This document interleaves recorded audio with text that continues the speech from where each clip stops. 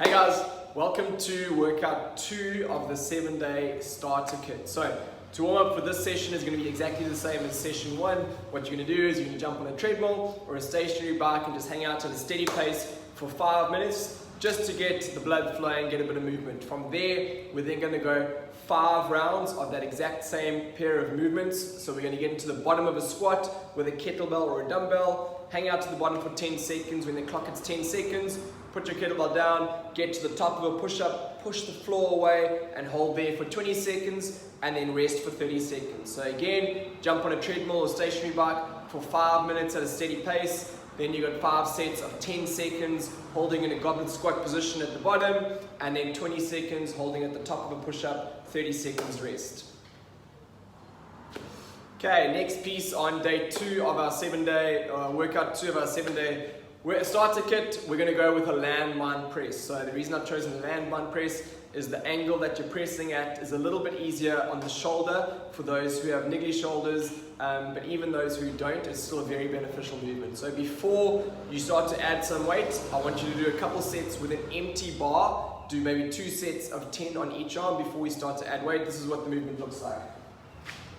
So you're going to grab a barbell, you'll set up a plate on one side of the bar, one side stays on the ground. From there, now stable position, bar situated on your shoulder, stay nice and tight. You're just going to press straight up in front of you, control the weight back down to that shoulder. Your arm should be moving in a straight line as you press out. Okay, so what we're going to do, you're going to do 3 sets of this. First set is going to be a set of 12 on each side. You're then going to rest 2 minutes. Second set is going to be a set of 10 on each side, another 2-minute rest. Third set is going to be a set of 8 on each side, and what I'd like is for you to add a little bit of weight on each set so it gets a little bit heavier. Okay, next part of today's workout. So we're going to pair 2 movements, a goblet split squat and a kettlebell deadlift. So goblet split squat, what it's going to look like, you're going to get into a bit of a lunge position. Ideally what we want is when you're sitting at the bottom of this position, your front knee is going to create an angle of 90 degrees and your back knee is going to be supporting your hips. Hips are going to be facing, are going to be square the whole time as well as shoulders. We don't want to be twisting around side to side. So it'll look like in the front, this type of position at the top, that type of position at the bottom. From the side, same thing there, down to the bottom and up. So what we're going to do is we're going to do a set of 6 on each side. So you'll grab a weight, hold it at your chest, into position, straight down and up, drive through that front leg, up to the top. 6 on one leg, swap sides, 6 on the other leg. You're then going to rest 30 seconds. We're going to grab a heavier weight and you're going to do a set of 8 kettlebell deadlifts. So what that will look like, kettlebell out between your feet, feet about shoulder width apart, back nice and flat, legs are going to go back, chest nice and tall, and you're going to drive your feet into the ground, stand up. Control the way back down, touch the ground, back up. From the side, what it'll look like, hips back, back flat, standing up. We're then going to rest 90 seconds, perform 3 sets of that. With the goblet split squat, guys, if it feels a little bit too tough to do it with weight, you can do it unweighted and just do body weight. And obviously for the kettlebell deadlift, pick a weight that's going to feel challenging, but not going to pull you out of position.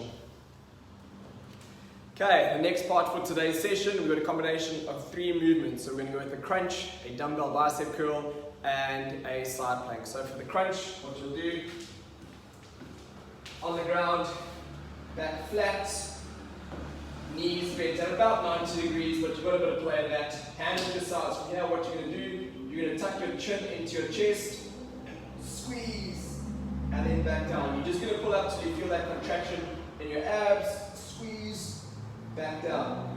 We're going to go through a set of 10 of those. Once you've done 10 of those, we're going to grab a pair of dumbbells. And you're going to go a set of dumbbell bicep curls. So at your sides, palms forward, you're just going to squeeze straight up, control back down. Straight up, control back down.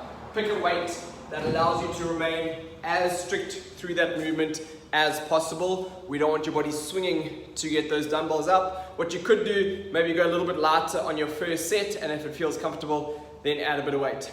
Third movement we're going to go here is a side plank. So what you'll do there, elbow stacked below your shoulder, feet stacked on top of each other, hips up, and we're going to hold in this position for 20 seconds.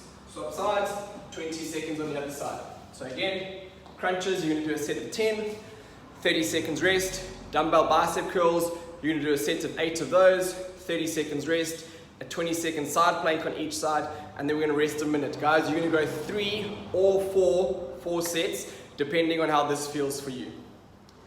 Okay, and then the last piece for day 2's workout, we're going to go 5 minutes, and you're going to do as many walking lunges as you can in that time. So walking lunge, what you'll do, from up tall, up straight, step forward into a lunge, back up to the top, a leg lunge, back up to the top, and you're just going to keep walking. That back knee, you don't need it to touch the ground, but you do want it to get close, okay? 5 minutes, as many as you can do. Rest as much as you need to, or as little as you need to in that time. The goal is to get as many lunges done as possible.